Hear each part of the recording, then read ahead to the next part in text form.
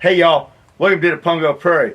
Now as soon as I get this deer skin out, I'm going to show y'all how to fix up Dr. Jennifer Hoyt Lolly's world famous blackened venison broil.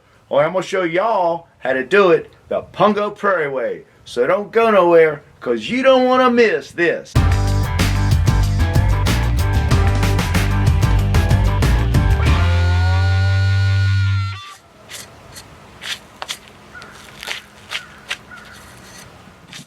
Now it's been good and cool all week, just perfect for letting our deer hang so that venison can get a nice age going on it. Now we're going to process it. Now we got our gorgeous venison ham all separated from the carcass. Now right here up top we have the rump roast. And down here is our very tender section where we separate out a cut that I like to call the silver tip roast or the heart roast.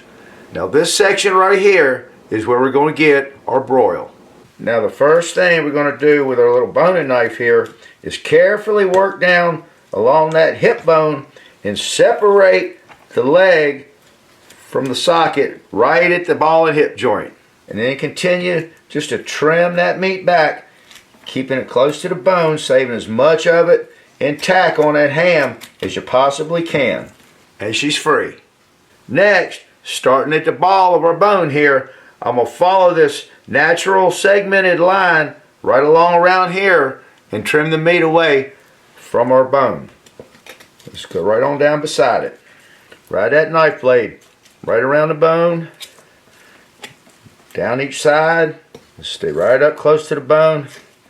Trim that meat away. Get up underneath it. Cut her free. Now you can get the bone up there when you get on the back side. Free it right on up. And that bone is out of there.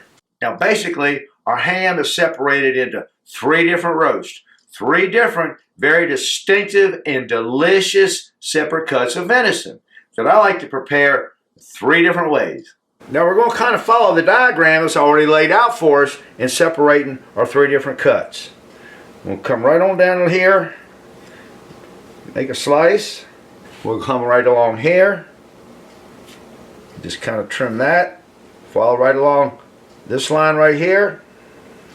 So we've already got it boned out, so we can flip it over and kind of see where we got going there with our natural segments. See how that membrane is kind of already laid out for us? That's where we're going to separate it. Didn't even need to cut that. Just right on down through that naturally segmented membrane. This piece will yield up our silver tip roast.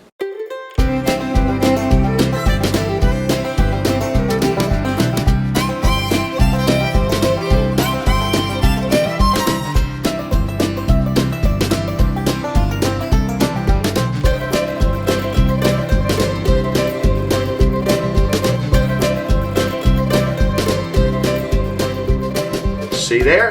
That's kind of shaped like a heart, isn't it? Or the way I see it, a silver tip bullet. But that's going to make for one deliciously tender, rare venison roast. Now we'd already made that cut along that line to separate our rump roast from our broil. Now if you turn it over, where we took that bone out, you can see it's already got a natural separation right in there where that bone was. And we're just going to continue following that natural separation. Now we got our rump roast. And this piece that's left is where we're going to trim out our broil. Now see how this piece here is kind of flatter, thinner than our other 2 roasts were? That's what makes it perfect for pan searing and blackening. Now we're going to turn it over and just kind of follow around those natural divisions that are already there for us, kind of as a map to follow. What we're going to end up with here is kind of almost a rectangular cut of meat. We'll get this sinew and all this fat out of here. One thing about your venison, you don't want to get all the fat out. The fat is what gives it that gamey flavor. We're just going to kind of square it off right here. Save that for trimming out for stew meat or chili our burger, because that's still pretty tender meat right there. Get all that sinew out of there, because what we want to end up with is a really tender cut. Come right down along that outer membrane there. We're going to cut that off. Now remember where we made that first incision here around that line? We flip it over, we see that it's already kind of naturally segmented on the other side, and that's where we're going to cut right on through. One last little section to trim right here. And now we got us a beautiful trimmed out venison broil. Now this is going to be a really simple and quick dish to make. Let me show you what else we got going on with it. Now we got a nice Cajun rub. Now use any kind of your favorite Cajun rub you want. Something you make up yourself or something you buy at the grocery store. I don't think it's really going to matter all that much. Now because I had them still in the garden, these nice fresh herbs, some parsley, a little bit of oregano, and some fresh rosemary, along with some of these nice string beans we're going to put in that pan, with some shallots. We got some of this nice yellow rice with saffron we're going to steam up.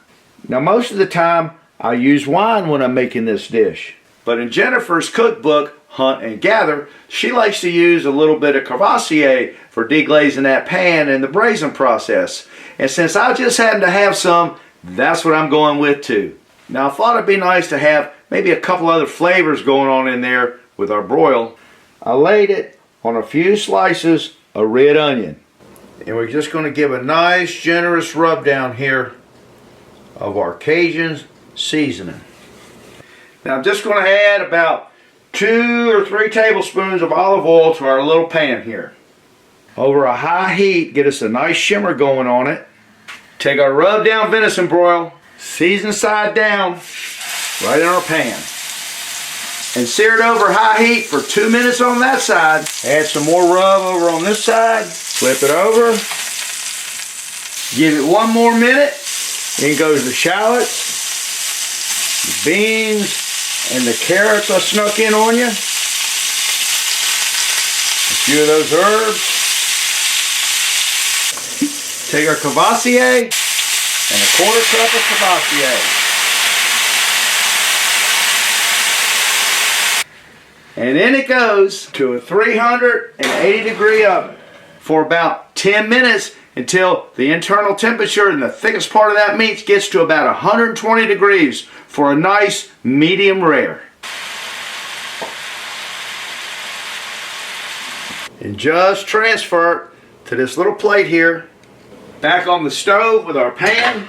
Fire back up the heat. Add a dollop of butter, a little more Courvoisier, and just deglaze that pan. Get all those nice bits and crunchy pieces that were stuck to the bottom going on in there with those carrots and beans and those fresh herbs, those shallots. Let's see what we got. Oh my goodness. That nice end cut.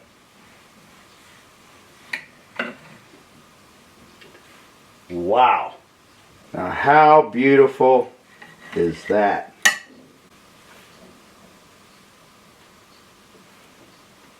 A little bit of this nice yellow saffron rice. Now you know we got to drizzle some of that au jus on there.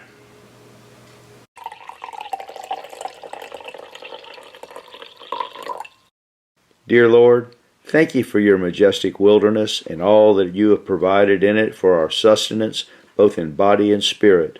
And thank you for this wonderful meal of your venison, that it may nourish our bodies and strengthen our spirits for a life in thee. Through Jesus we pray. Amen. Now you know I've been dying to dive into this.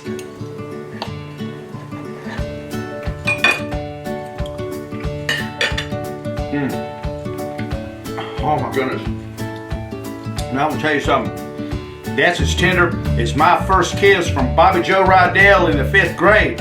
Now that's a broil you can brag about. And that, girls and boys, is what's cooking on the Pungo Prairie.